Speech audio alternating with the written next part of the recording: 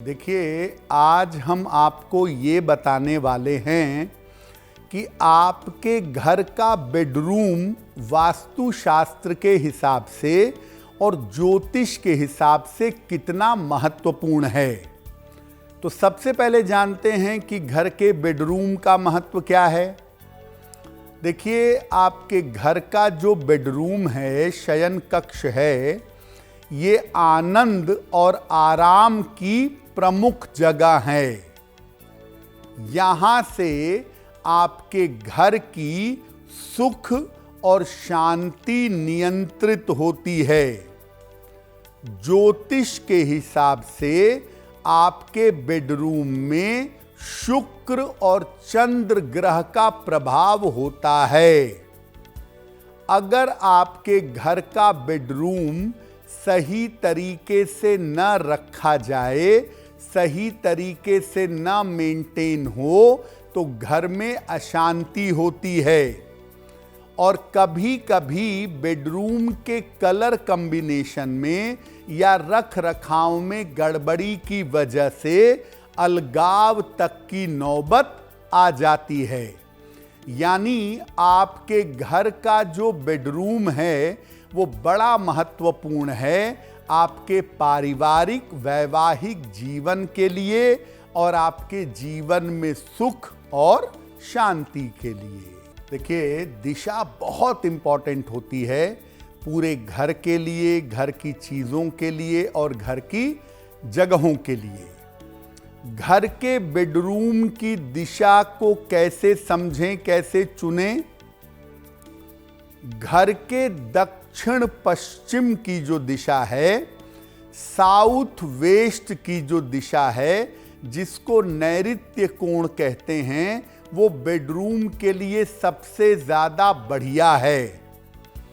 इसके अलावा अगर आप चाहें तो पश्चिम दिशा के कमरे को भी आप अपना बेडरूम बना सकते हैं। लेकिन बेडरूम उत्तर पूर्व में, नॉर्थ ईस्ट में या दक्षिण पूर्व में, साउथ ईस्ट में ना हो तो ज्यादा अच्छा होगा।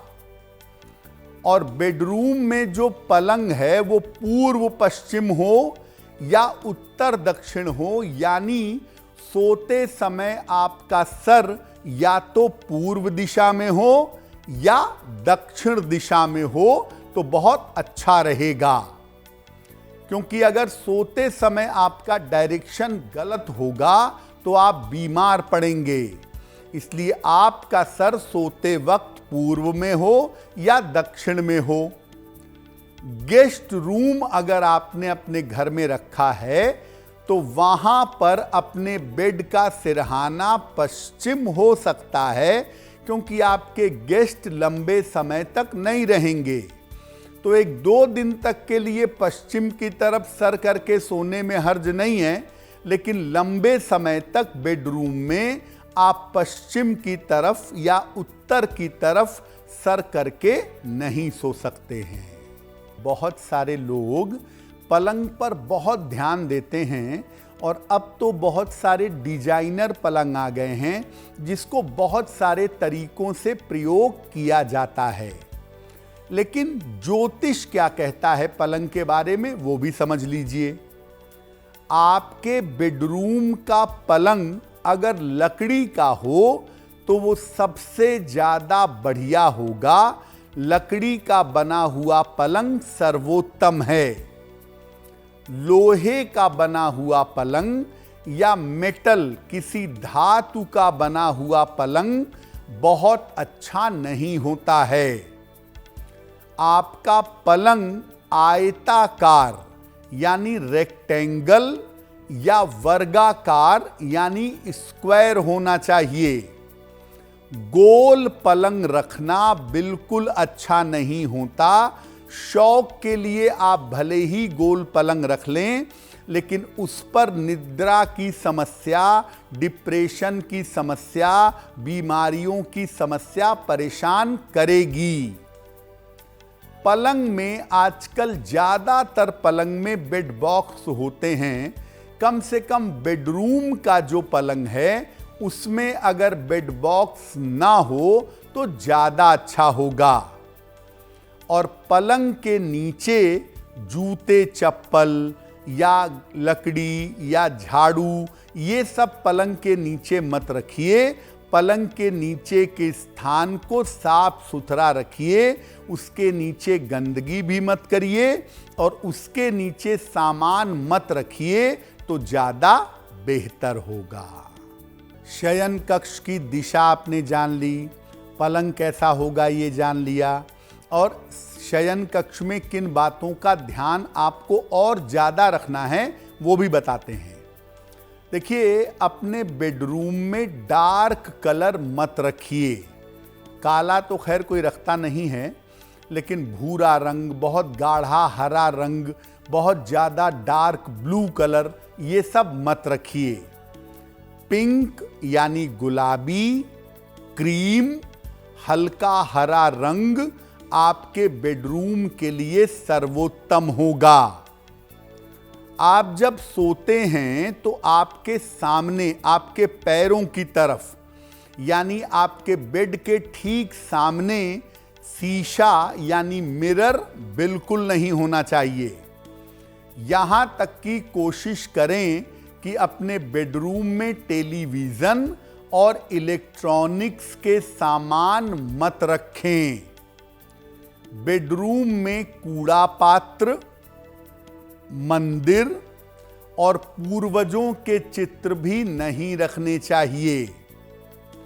अपने बेडरूम में हल्की सुगंध का प्रयोग अगर आप करें तो आपके लिए बहुत अच्छा होगा। और अपने बेडरूम में नमक का पोंछा नियमित रूप से लगाते रहें। इससे आपके बेडरूम में बड़ी पॉजिटिव एनर्जी बनी रहेगी। दो बातें और जानिए कि आप अपने बेडरूम में अपने पति पत्नी बच्चे की, परिवार की तस्वीर लगा सकते हैं। खास तौर से पति पत्नी को अपने विवाह के समय का चित्र अपने बेडरूम में लगाना चाहिए। और आप ये ध्यान रखिए कि बेडरूम आपकी कुंडली का केंद्र है, इसलिए हर व्यक्ति को बेडरूम में जाने की, रहने की, बैठने की अनुमति मत दीजिए। बेडरूम और रसोई ये जितनी ज़्यादा पर्सनल होगी उतना ही ज़्यादा अच्छा होगा। देखिए, अगर आप ज़मीन से ग्राउंड फ्लोर से मकान बना रहे हैं और ग्राउंड फ्लोर से बना हुआ मकान है तो आपको दिशा के मामले में कंप्रोमाइज नहीं कर सकते, क्योंकि ज़मीन पर बने हुए मकान और ग्राउंड फ्लोर पर बने हुए मकान में आपको दिशा का ध्यान रखना ही पड़ेगा, उसका कोई और ऑप्शन है ही नहीं 90%। फ्लैट में क्या होता है कि फ्लैट तो भाई छत पे बना हुआ है और उसमें अपने हिसाब से बिल्डर बना देता है कि भाई यहाँ मास्टर बेडरूम होगा, यहाँ स्टडी होगी, यहाँ गेस्ट रूम होगा। अब ऐसे में अगर मान लिया कि आपका जो मास्टर बेडरूम है वो साउथ की तरफ निकल गया, तो अब आप क्या करेंगे? पहली बात यह है कि फ्लैट में जब आप रहते हैं तो फ्लैट में आपको ज़्यादा दिशा का ध्यान देने की ज़रूरत नहीं है। फ्लैट में आप किसी भी कोने में, किसी भी एंगल में अपना बेडरूम बनाइए। सिर्फ ये ध्यान रखिए कि आप उस कमरे को फ्लैट में बेडरूम बनाइएगा जिस कमरे में सूर्य का प्रकाश आता हो, जिस कमरे में वेंटिलेशन अच्छा हो। और आप बेडरूम में पलंग पर बहुत ध्यान दीजिए, चाहे आप फ्लैट में रहते हो, चाहे आप ग्राउंड फ्लोर के मकान में रहते हो।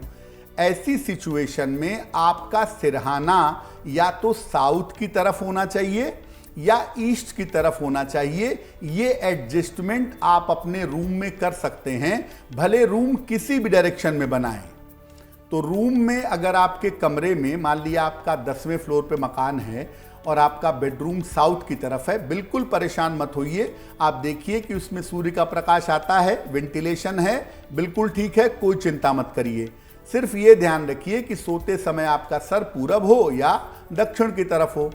एक काम आप और कर सकते हैं, अपने बेडरूम में ठंडे कलर लगाकर, जैसे पिंक कलर, जैसे लाइट ब्लू कलर, जैसे क्रीम कलर, ये लगा के आप अपने बेडरूम के शयन कक्ष के वाइब्रेशन को बहुत अच्छा बना सकते हैं। तो अगर आप इतनी छोटी छोटी बातों का ध्यान रखें फ्लैट में भी और ग्राउंड फ्लोर के मकान में भी, तो बेडरूम आपके लिए हमेशा बेहतर रहेगा। वहां आपको अच्छी नींद आएगी, आप वहां चैन से सुकून से रह पाएंगे। अगर आप मुझसे जुड़ करके अपनी समस्याओं का समाधान चाहते हैं और चाहते हैं कि आपकी समस्याओं को ज्योतिष के माध्यम से सुलझाया जाए, तो आप हमसे संपर्क कर सकते हैं, जुड़ सकते हैं एस्ट्रो तक पर।